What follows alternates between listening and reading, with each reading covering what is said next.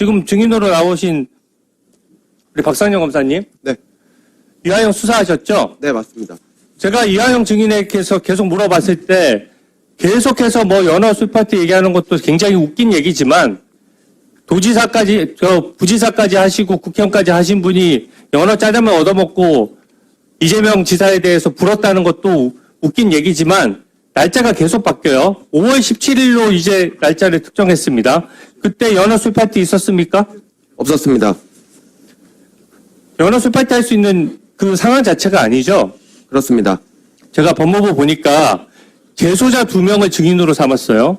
재소자는 들은 얘기들을 같이 옮기면서 하기 때문에 가장 증언의 신빙성이 떨어지는 사람들입니다. 재소자가 무슨 직접적인 증인이 됩니까?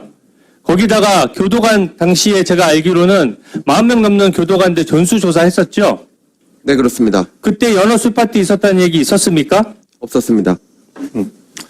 제가 그 내용들을 보니까 교도관이 40명 넘는 사람들이 다 그러면 허위로 증언했다고 볼 수 없는데 지금 재소자 말 듣고 또 이걸 한번 흔들어 보려고 지금 부르는 거거든요.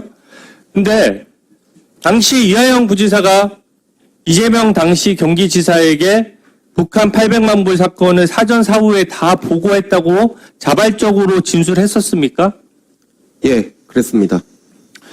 재판에서 그 국민들 볼성사나운 부부싸움 있기 전에 몇 개월간 제가 봤을 땐 그 자백이 유지된 상황으로 보이거든요. 심지어 재판 중간에까지 처음에는 이하영 부지사가 본인 배우자를 말리기도 했었어요.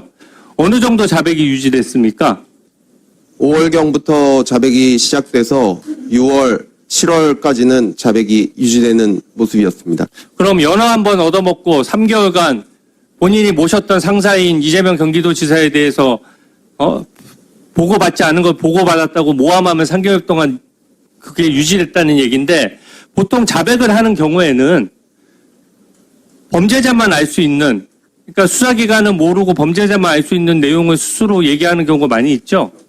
예, 그렇습니다. 네, 이왕 뭐 지금 민주당에서 재판하자고 하니까 재판 해보시죠. 그때 이하영 부지사가 구체적으로 어떤 증언했습니까? 수사기관이 몰랐는데 이하영 부지사의 자백으로 인해서 새로 알게 된 사실이 뭐가 있었죠? 제가 현재 재판이 진행 중이기 때문에 여기서 소상히는 말씀을 못 드리지만 도저히 검사가 알 수 있거나 또 검사가 묻지 않았던 내용까지 모두 상세히 구체적으로 진술해서 그 진술의 신빙성이 굉장히 컸습니다. 그러면 이하영 부지사가 지적해서 증거를 새로 찾은 것도 있나요? 약 4월 말 5월 초경에 이화영 부지사가 국정원 문건을 한번 보자고 얘기를 했었고 그래서 검찰과 그 이화영 부지사 피고인 측이 모두 동의해서 법원이 직권으로 영장을 발부했고 그에 따라서 국정원 문건이 입수됐습니다. 그 국정원 문건이 대북 송금 사건의 결정적인 증거가 되었고 그 국정원 문건이 입수된 후부터 자백이 시작되었습니다. 그러면 그 얘기를 정리해보면 국정원 문건은 검찰이나 수사기관을 파악하지 못하고 있던 것을 이하영 부지사가 이재명 당시 지사에게 보고했다라고 얘기하면서 그 국정원 문건이 있다는 사실을 검찰에 먼저 알려줬다는 얘기입니까? 이화영 부지사가 먼저 그 국정원 문건을 알려줬을 수밖에 없는 이유가 그 국정원 문건을 작성한 국정원 요원 자체가 이화영 부지사의 친척으로서 굉장히 친밀한 관계였습니다.